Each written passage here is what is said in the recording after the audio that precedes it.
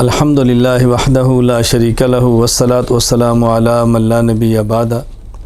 سورہ احزاب کے مضامین چل رہے تھے۔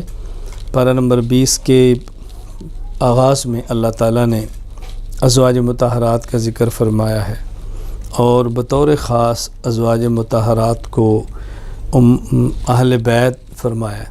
یہ بات نشین فرما لیں، اہل بیت کا سب سے پہلا اولین مصداق پیغمبر پاک کی بیویاں ہیں، اور اس کے بعد پیغمبر پاک کی بیٹیاں اور داماد ہیں، اولاد ہیں۔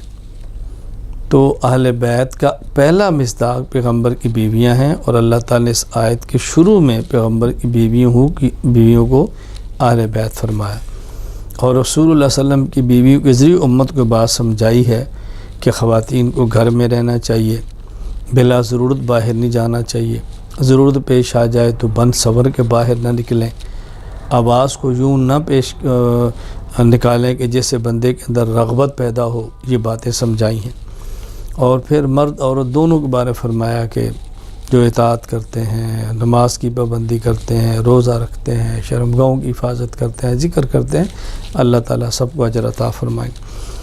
اور پردے کا فرمایا ہے کہ پردے کا بہت اہتمام کریں۔ اللہ تعالیٰ نے اپنے نبی سے فرمایا کہ اپنی بیویوں کو، بیٹیوں کو، ایمان والی عورتوں کو، سب کو یہ بات سمجھاؤ، پردے کا اہتمام کریں۔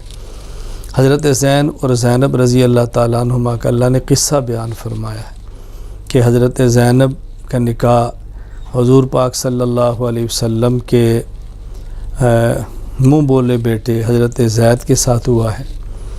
ان کا آپس میں نباہ نہیں ہو سکا، طلاق ہوئی، پھر حضور صلی اللہ علیہ وسلم کا نکاح حضرت زینب سے ہوا ہے۔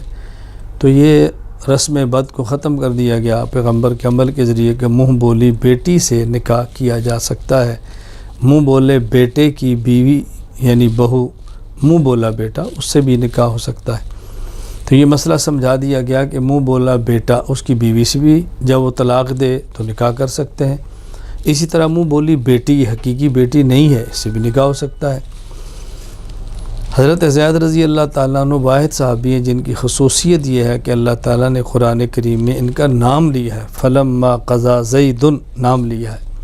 حضرت زینب فخر کیا کرتی تھی کہ میرا نکاح زمین پہ نہیں ہوا، اللہ تعالیٰ نے آسمانوں پہ کیا ہے۔ بہرحال یہ دونوں کا یہاں ذکر فرمایا۔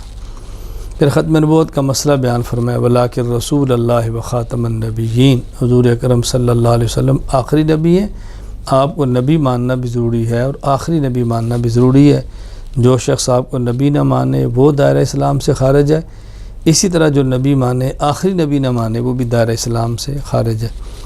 آگے پھر کچھ اجتماعی آداب بیان فرما دیے گئے ہیں کہ جس کا گھر ہو اسے اجازت کے بغیر داخل نہ ہو، اگر کوئی دعوت پر بلائے دعوت کے بعد وقت ضائع نہ کرو، چلے جاؤ، اور غیر محرم سے کوئی چیز مانگو تو پردے کے پیچھے مانگو۔ یوں کچھ آداب بھی اللہ تعالیٰ نے اس سورہ احزاب کے آخر میں بیان فرما دی۔ سورہ سبا، سبا ایک ملک کا نام ہے، چونکہ سورت میں سبا کا ذکر ہے اس لیے سورت کا نام ہی سورہ سبا ہے۔ اس سورت میں قیامت کا ذکر، پھر اللہ تعالیٰ نے دلائل بیان فرمائے۔ توحید، رسالت اور قیامت، یہ تین عقائد ایسے ہیں جس کا اللہ تعالیٰ بار بار ذکر فرماتے ہیں، بار بار ذکر فرماتے ہیں، بار بار ذکر فرماتے ہیں۔ یہاں اللہ تعالیٰ نے حضرت داؤد علیہ السلام کا واقعہ بیان کیا، سلیمان علیہ السلام کا واقعہ بیان کیا، اہل سبا کے قصے کو بیان کیا۔ حضرت داؤد علیہ السلام کو اللہ نے خلافت دی ہے۔ پھر آپ کا معجزہ ہے، جب آپ زبور کی تلاوت کرتے تو پہاڑ بھی ساتھ پڑھتے تھے، آپ زبور کی تلاوت فرماتے تو پرندے بھی آپ کے ساتھ زبور پڑھتے تھے۔ اور حضرت داؤد علیہ السلام کو معجزہ ہے کہ لوہا بالکل ان کے ہاتھوں میں نرم تھا، جس طرح ہم کوئی چیز ایسے ریشم ہمارے ہاتھوں میں نرم ہے، لوہا ان کے ہاتھ میں نرم تھا، جیسے چاہتے اسے ہو جاتا تھا۔ ان کے بیٹے سلیمان علیہ السلام کو اللہ نے ایسی بادشاہت دی ہے کہ ان کے بعد کسی کو ایسی بادشاہت نہیں ملی۔ پھر حضرت سلیمان علیہ السلام پرندوں کی بولیاں جانتے تھے۔ حضرت سلیمان علیہ السلام چیونٹی کی بولیاں جانتے ہیں۔ جنات پہ اللہ نے حکومت دی ہے۔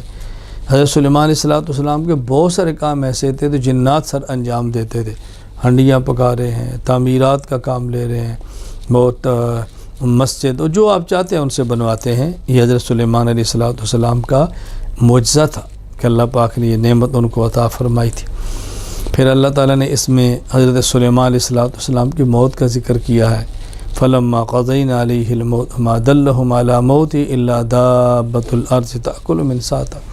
حضرت سلیمان علیہ السلام ایک لکڑی کے سہارے کے اوپر کھڑے ہیں اور جنات یہ سمجھ رہے ہیں کہ آپ اس دنیا میں اور کام چل رہے ہیں۔ ادھر جب اللہ نے موت کا فیصلہ فرمایا تو جس لاٹھی کا سہارا لے کر کھڑے تھے اس کے اندر اللہ پاک نے سیوک لگا دی، ایک کیڑا ہے، وہ اس کو کھاتا رہا، جب کھایا تو وہ لاٹھی گری، سلیمان علیہ السلام گر پڑے۔ پتہ چلا بھی سلیمان علیہ السلام تو دنیا سے رخصت ہو چکے ہیں، تو یہاں ان کا موت کا ذکر بھی کیا ہے۔